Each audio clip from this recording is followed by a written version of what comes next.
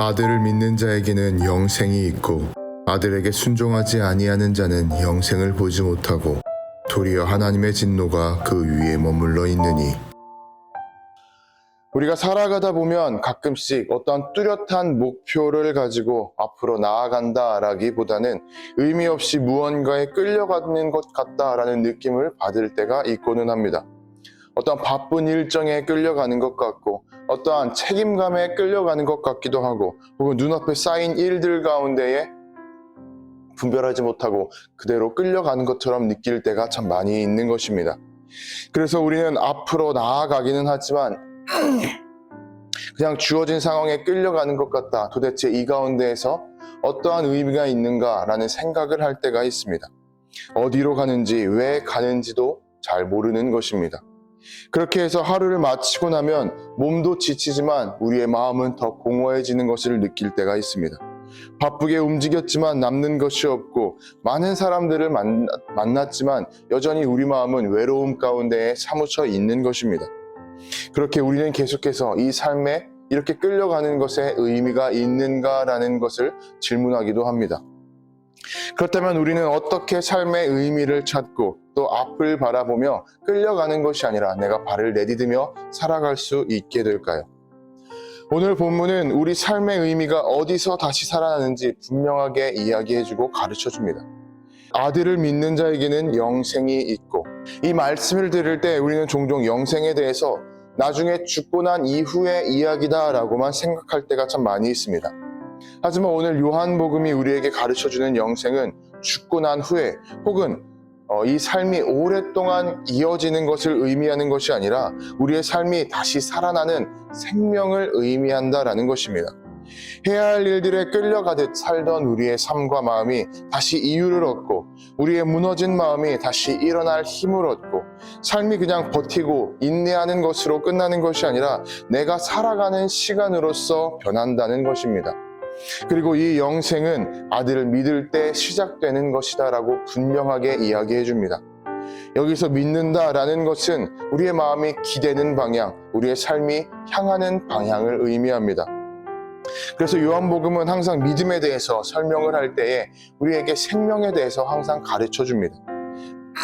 믿음이 생명을 낳고 그 생명이 우리의 삶을 다시 움직이게 한다라는 것입니다. 그리고 하나님께서 왜 우리에게 이러한 길을 주셨고 그러한 의미를 주셨는지도 분명하게 이어서 가르쳐 줍니다. 하나님께서 세상을 이처럼 사랑하사 독생자를 주셨으니, 하나님께서는 이 세상을 사랑하셨고 또 그 사랑이 말로만 끝나는 것이 아니라 직접적으로 행동을 보여주셨습니다.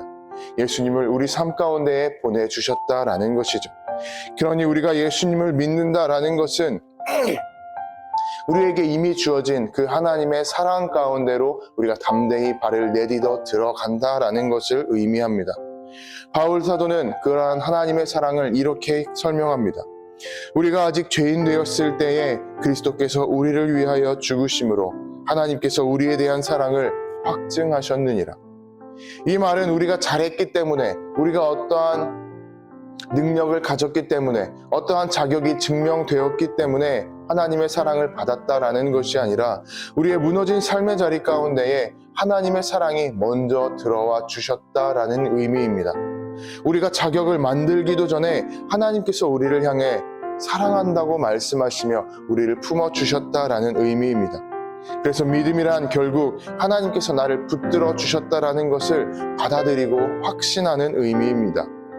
이어서 오늘 본문은 우리에게 믿음이 있다면 당연히 그 믿음에 따르는 순종도 이어진다고 가르쳐주고 권면합니다. 아들에게 순종하지 아니하는 자는 영생을 보지 못하고. 믿음은 삶을 움직입니다. 우리의 삶을 이끌고 나아가게 됩니다. 예수님을 믿는 그 믿음은, 그 마음은 예수님을 따르는 삶으로, 그 발걸음으로 이어지고 바뀌어가게 된다라는 것입니다. 그런데 우리는 순종이라고 하면 우리의 마음은 무겁게 받아들이고 부담감으로 받아들일 때가 참 많이 있습니다. 하지만 오늘 성경이 말하는 요한복음이 말하는 순종은 억지로 우리 자신을 밀어붙이고 몰아붙이는 어떠한 숙제가 아니라 영생이 시작된 사람에게 자연스럽게 나아오는 발걸음이라고 가르쳐주고 있습니다. 여러분, 우리 마음 가운데에 내 삶의 의미가 무엇인가 라는 질문과 의문이 떠오른다면 우리 삶은 지금 길을 찾고 있다라는 신호입니다. 진정한 삶이 무엇인지를 찾고 있다는 의미입니다.